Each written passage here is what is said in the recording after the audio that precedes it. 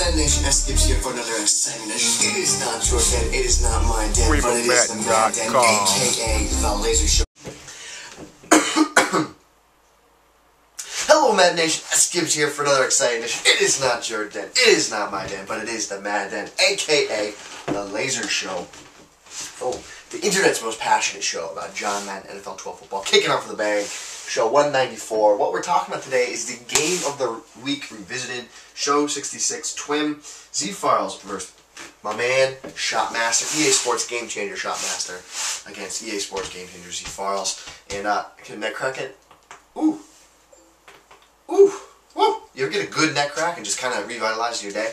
But before we get into that, I'm just in a battle right now on Twitter with a good guy right now from a Madden Sim League here. What we're talking about is Sim, and you guys know how I feel about this. Sim doesn't exist. Does not exist. You see, why doesn't it exist? And if we look back, you know, even the beginning of this year, and if I said to you that I wanted to use my tight end as a halfback every once in a while to run the ball, the Sim crowd would say that's not legit. That's not Sim. You don't see that in the NFL. And my argument with Sim has always been that Sim is only as current as the last play that you've seen. Alright? Because you never know what you're going to see in the coming days. You just don't.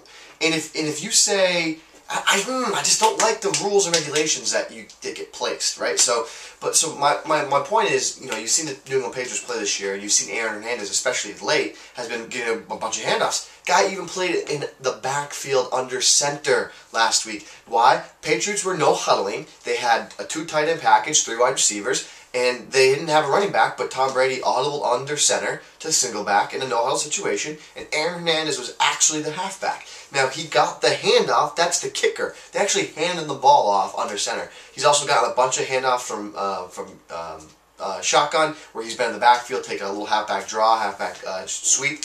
And the thing to me, and then I'm having these talks. You know, I said this kind of things in the past before, like, you know, you never know what you're going to see, and then what you see, the next play you see, kind of changes what Sim is, right? Because now that that's happened, why isn't it Sim?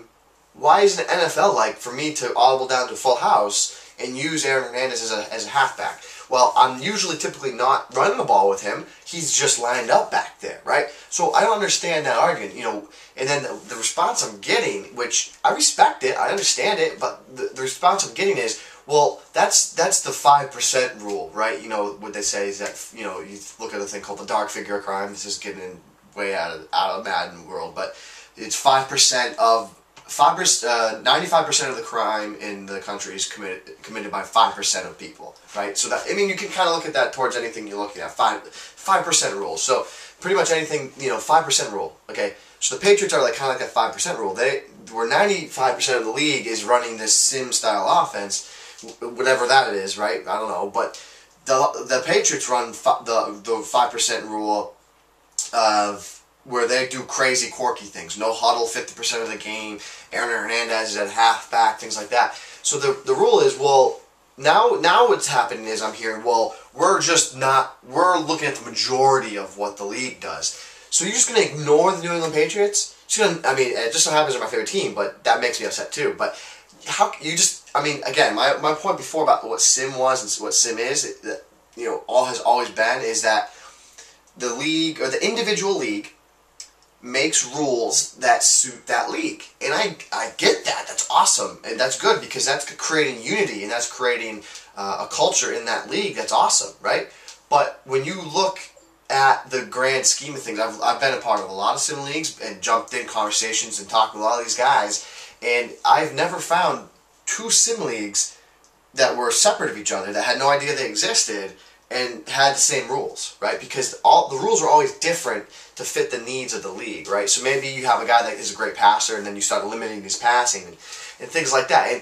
And I understand that. I think the rules, where they come from, is they're trying to slow down some of what the effective things in Madden are. And I agree. I understand that. Like the auto fades in the end zone are very effective in the game. They are.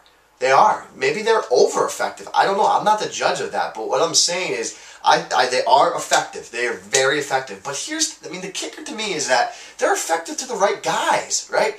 It's not effective to Wes Welker, who's 5'8". I mean, it's not effective to Deion Branch, who's short and doesn't have good catching traffic. It is effective to a guy like Rob Gronkowski. He's 6'6", and that's what he does, right? So why is that not fair? It's effective to those guys that it should be effective to, right? But then the counter to that is, if you are really bothered by that, why make a rule? Why not get into the lab and try and find a problem, find a way to fix it? That's what I would say. And I understand. I understand even the flip side of that, which is not everyone has the time for that. I get that, and I don't have a good answer back to that. I don't, because that's life. That's life, and maybe the ultimate answer is that's why there's rules, Gibbs. And maybe that's something that, if you tell me that, if that was your reasoning, we don't have time to lab, we don't have time, so we make rules to kind of make things more fair and all things like that, I'll respect the living daylights out of that. But if you're going back and forth with me and saying that just give me run around the bush, I don't think sim exists. I don't think tournament exists. I don't think anything. I think we're just one Madden community. One Madden community. We all play Madden.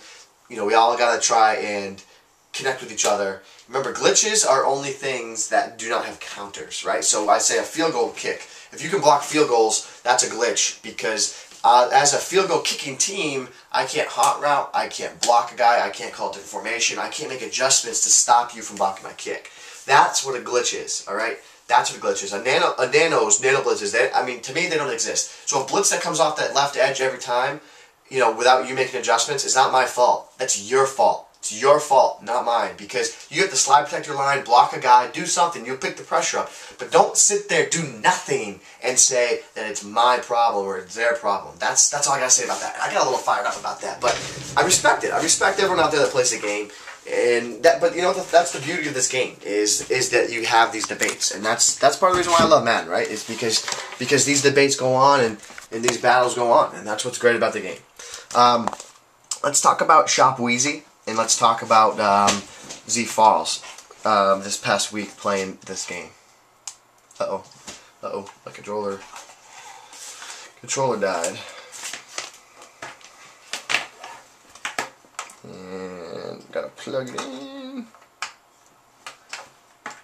Hope that makes sense. If that makes sense, let me know. If it doesn't make sense, if I'm not making sense with that argument, let me know. Be like Gibbs, nah man, you don't make sense there, and I respect that. Let's get back into this game, though. Alright, so this is the... Well, Let's see... Alright, so let's take a look. This is what Shopmaster was running against Zfarls, and Zfarls was doing the following. Yes, he was playing a cover 3.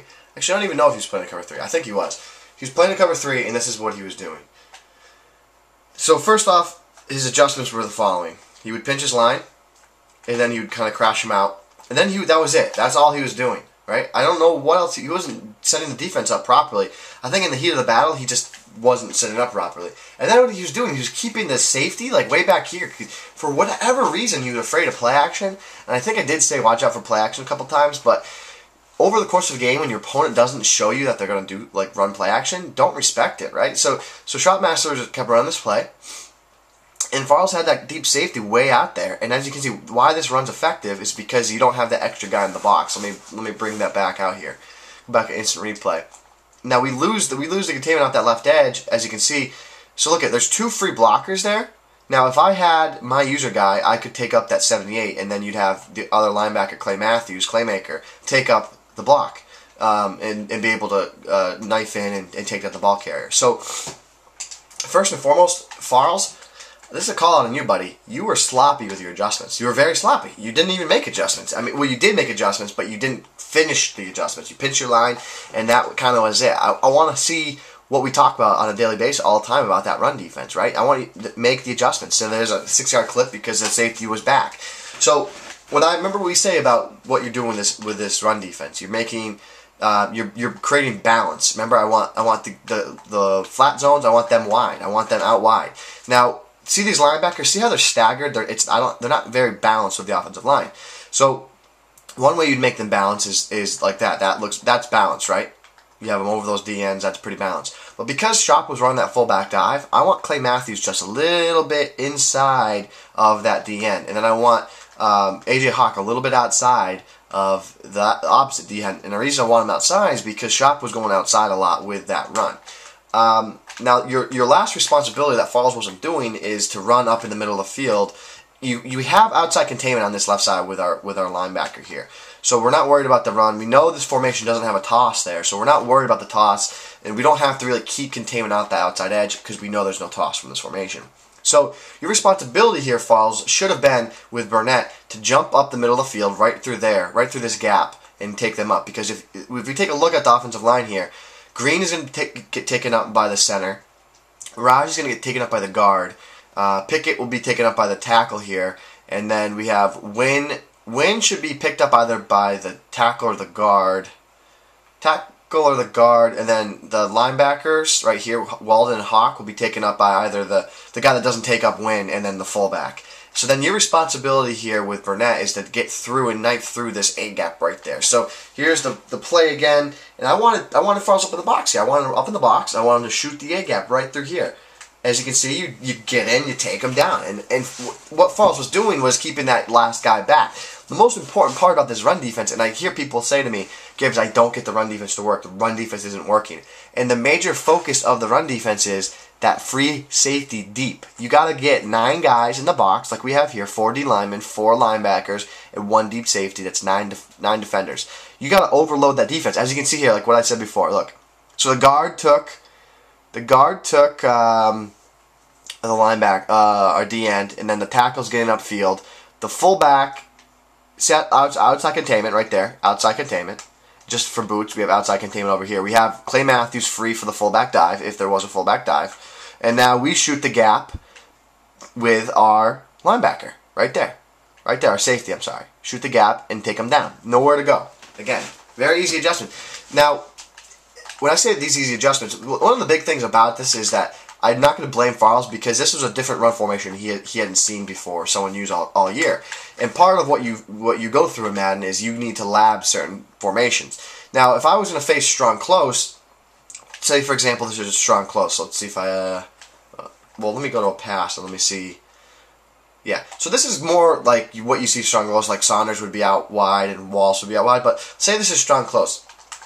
The formation of strong close makes me want to set up this style of run defense a little bit differently, mainly because the weak side here is not the strong side of the run. Like, there's not as much focus on the weak side. So instead of having Hawk out here, I'd have Hawk inside. I'd have Matthews. There's no fullback dive, so I'd have Matthews over my DN here, and I'd have Peppery out wide. I have Walden here, and then maybe even take Matthews and put him here, and then I want to fill in the hole here with Burnett. And if I was going against strong close, I want it to look like that. That's the balance. So, I mean, the big thing is, like, you get into the lab against these different run formations and figure out the best setup around them. So let's go back to the original setup. Again, Clay Matthews inside there just for that fullback dive. So if the fullback dive is run, Matthews will sit on that fullback dive right there. Hawk outside there, Burnett. And what this is going to do is going to create this lane for us to shoot the hole with Burnett. And take down and lay hammer sticks on Shotmaster's run. So here's again.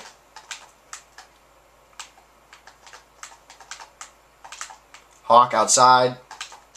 But here's the kicker, watch. Say if I don't bring Burnett in like Zfarls is doing, if I run him back here, play action, fake play action, watch the difference in this run defense. See the difference? Do you see the difference between the support you get from that linebacker deep? One more time. Keep Clay in just in case it's the fullback dive. You never know. Hawk out wide, Walden out wide. Burnett, get him in there. Get ready to shoot that gap with Burnett. And I missed that time. I missed, but I still had good support behind me. So that's the focus of this run defense, guys. Show 194, a little sim verse world talk.